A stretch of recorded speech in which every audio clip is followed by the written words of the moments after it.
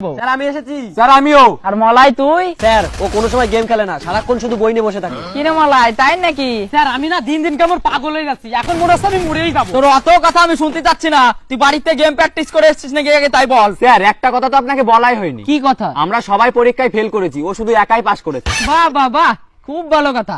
ইরা দিন দিন free fire খেলে গেলে গিরান মাস্টার হিরো কি চলে যাচ্ছে, আর তুই শুধু পরীক্ষায় পাস কর। চুপ, একদম চুপ।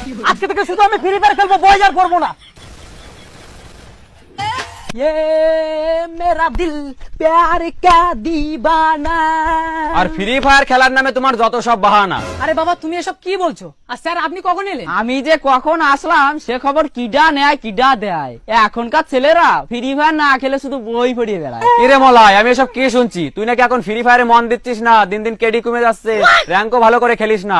এই দিন দেখার জন্য আমি তোরা পৃথিবীতে এনেছি না। আপনার ছেলেরা ওয়ান ট্যাপ মারা শিখাতে শিখাতে আমি নিজেই দিন দিন গেম খেলা ভুলিয়ে যাচ্ছি। স্যার ও কি কিছুই পারে না? পাড়া তো দূরের কথা, সিএস র্যাঙ্কে কয় রাউন্ড হয় ও সেটাও জানে না।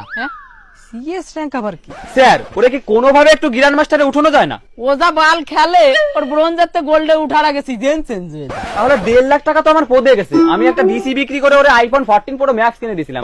এখন দেখি ও ফ্রি ফায়ার ম্যাক্সই ভালো করে খেলতে পারে না। এমন কোন ছেলে নাই যাকে আমি গ্র্যান্ড মাস্টারে উঠাইনি, শুধু পারলাম না আপনার ছেলেকে উঠাতে, ওর জন্যই আজকে আমার নাম বদনাম হচ্ছে।